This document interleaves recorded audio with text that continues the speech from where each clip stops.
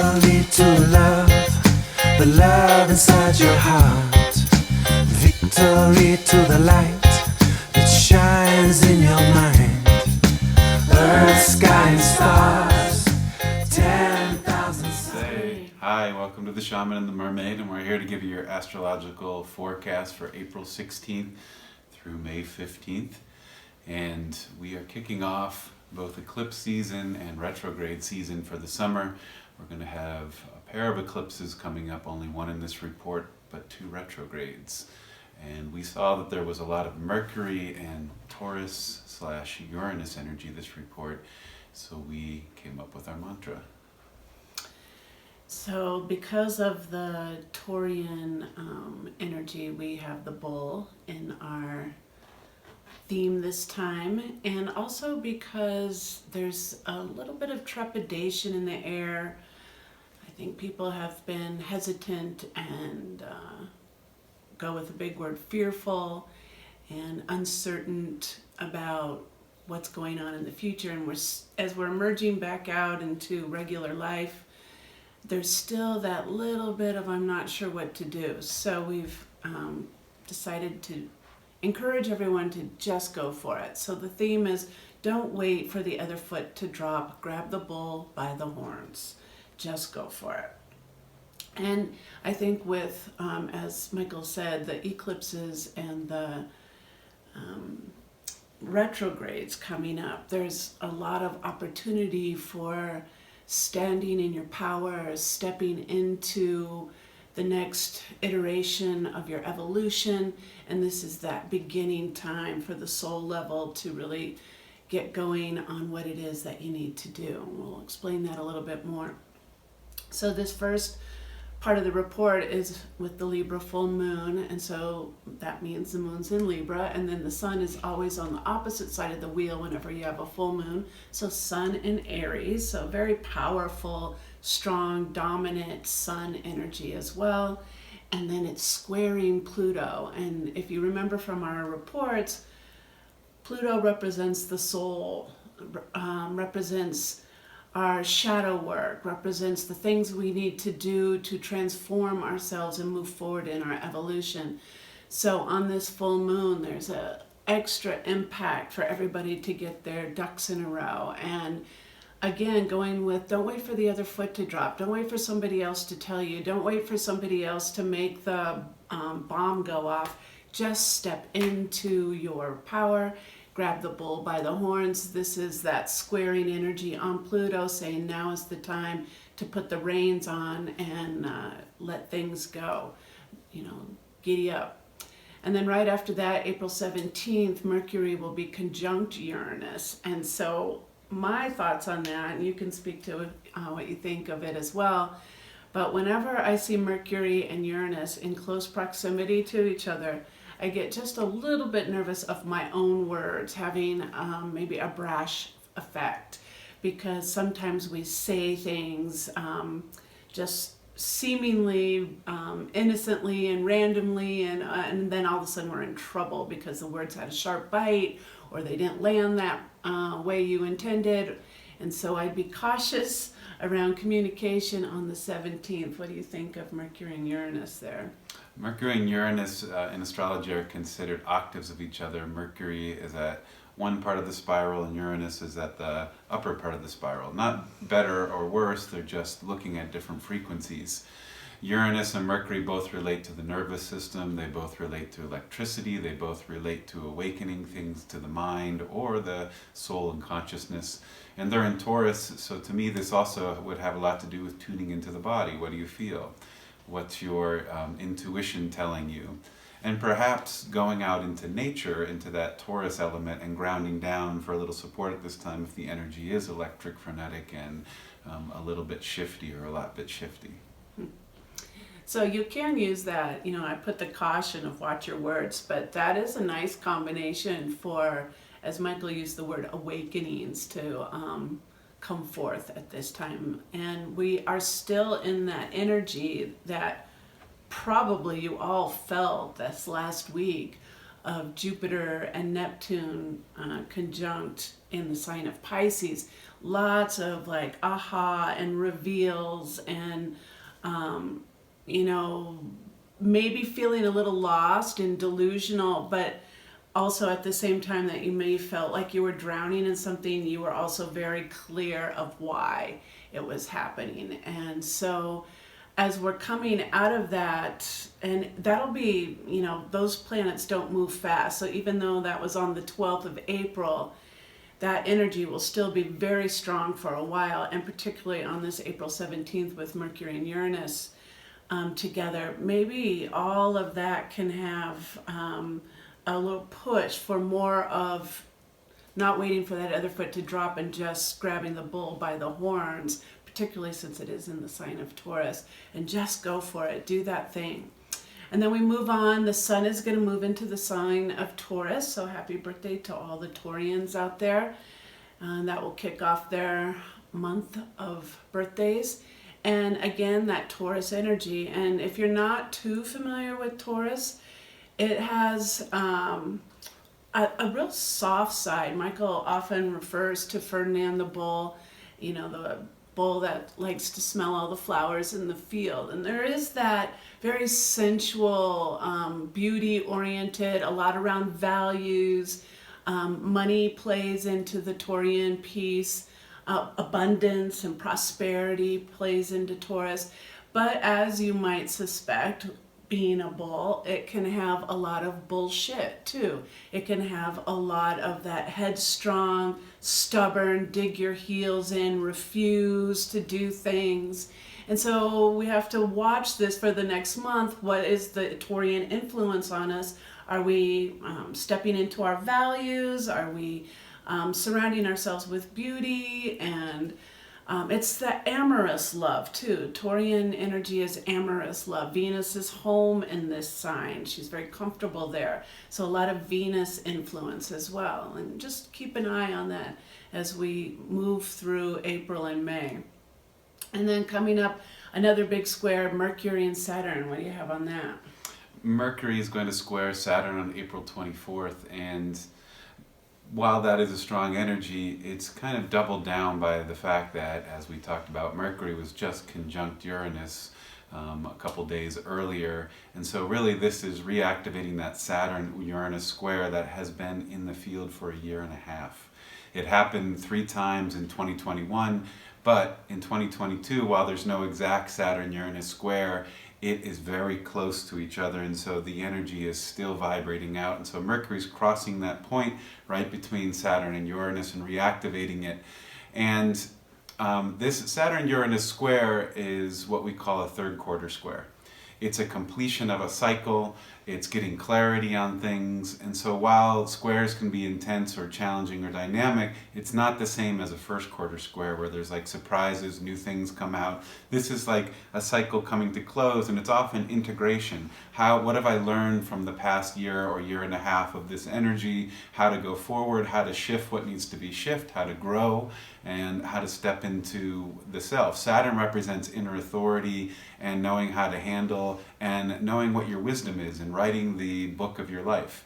Uranus has to do with stepping up into your personal unconscious awakening. So this isn't necessarily a bad thing. If you've been looking at what's been going on for the past year and a half closely in your life, this can be a time of, I see, okay, this is where we go. This is how we do it. This is where we take action. The Mercury piece is just adding in that mind/body element in Taurus. Again, what do you feel? What are you sensing? But also sit down, think about it. Mercury is also talk therapy, talk it out, discuss it. And Taurus is a slow-moving element, and so a piece of it is take your time. You've had a year and a half to look at this energy, so doing something while our motto is grab the bull by the horns, maybe, gently grab the bull by the horns and move forward. And then just shortly after that, Venus is going to saddle up right next to Neptune, and these two are good friends. If you think of Greek mythology, Aphrodite and Neptune are very much, Neptune being Poseidon, are very much friends. Aphrodite, or Venus, comes out of the sea foam, and she's that representation of maybe you could say Mother Earth, or the living waters that are within ourselves and everywhere on the planet, 80% of the planet being water. She kind of has that grace and fluidity about her as well. And then she's with Neptune, who's also the waters, but Neptune's energy can be a little murky, and it can also bring about openings and, again, those awakenings. And if you remember, as I just said, Neptune and Jupiter were just together, and then Venus is coming rubbing up against Neptune too. So there's a whole lot of push for us to step into our true selves. And even if it feels, again, like we're swimming in the ocean and we're maybe even drowning, things are murky and hard, that we reach into our personal power. So not waiting for somebody else to come along and make things happen, but instead grab the bull by the horns. And that's a little bit more of this Venus-Neptune energy. And again, remember, Venus is very comfortable with Taurus. That's a home sign for her. This will be all in the sign of Pisces when they're conjunct, but that will bring that spiritual, soulful poking for us to step more into it. As Michael said, this last year and a half with Saturn and Uranus in that square to each other, there's been a lot of push for us to be our truth, to look at our stuff, to really start to be our authentic self. And all of this is the big final push for it. And again, the encouragement of just go for it. Then after that, Pluto's going to go retrograde. What do you have to say about that big one? Pluto retrograde is the start of retrograde season. For these past few years, the retrogrades have been happening boom, boom, boom all throughout spring, summer, and fall, and that is true again this year. And Pluto is retrograde for almost 5 months. While we are, and by the way, Mercury is going retrograde this month. We'll talk about it in a second. But people often think of retrograde associated with Mercury. However, all of the planets go retrograde, and most of the year there's a lot of retrograde activity going on. So while Mercury usually steals the show for the public, there is always retrogrades. And Pluto retrograde, the way I like to compare it is to music. Pluto is the bass beat of a song. Mercury is like the hi-hat. Pluto's like boom, boom. And when, the symbol changes, we notice it quickly because it was such a fast-moving energy. When the bass beat changes, if it's a slow change, we don't really notice it, but it sets the rhythm to how the song dances. You don't dance to the symbol, you dance to the bass beat. And so when the bass beat changes, there's a whole shift in the field, and it pulses out, and it takes a while for us to really realize what's happening, and it's also subconscious. You're dancing to a song, and when the bass beat changes, you just dance. You don't really think about it. And Pluto is the soul, the subconscious, the unknown realms, and this is a whole new rhythm or a review of, did we dance the right rhythm this past 4 months? Retrograde is review and look at, and it's in Capricorn. It has to do with authority, rules, with law, with structure, with are you standing up in your authority? Are you taking responsibility for the things you need to do in your life? Or are all those types of themes. That same day, Mercury is slipping into the sign of Gemini. It's home. So with Mercury in Gemini and Pluto retrograde all on that April 29th, I feel that this is a really beautiful opportunity, as Michael used the word review or reflect, all the R words that we use in retrogrades. But since it's bringing in the soul, Pluto, or subconscious realms, and Mercury in its home sign, so it's very comfortable, that it's that deep listening to what our soul has to say. Everything's going to be at a real gentle pace for the soul for us to sit and listen to it. And so maybe as you're waiting to grab that bull by the horns, this is that opportunity to say, okay, I just need to quiet my mind for a moment, listen into my center, know exactly what I want to do. That little quiet moment before you go out to the game, or that little quiet moment before you give that speech where you just center yourself. Great day for that energy on April 29th. And then we go next day into a new moon. So also a good reason to have that quiet moment, because a new moon in Taurus has that beginning cycle for the month, and it's going to have a Taurian flair to it. So again, about values, abundance, beauty, love, and this is a focus. So everything that you're kind of waffling about, don't wait for the other foot to drop. Grab the bull by the horns and go for it. This is that time. The sun and the moon will be also on that same new moon day right next to Uranus. So this to me has that potential for sudden, quick, electric, revolutionary energies to begin that new moon cycle. And Venus and Jupiter. Venus will have moved away from Neptune now, and she's going to float right up next to Jupiter. So the big love, Jupiter is, put anything next to Jupiter and it makes it expanded. It makes it bigger in that way. Jupiter also has that spiritual tone to it as well, having deep faith in something. So having faith in your loving abilities, having faith in love in general in the world right now. We've been jaded. We've been seeing a lot of fear, which is the absolute opposite of love.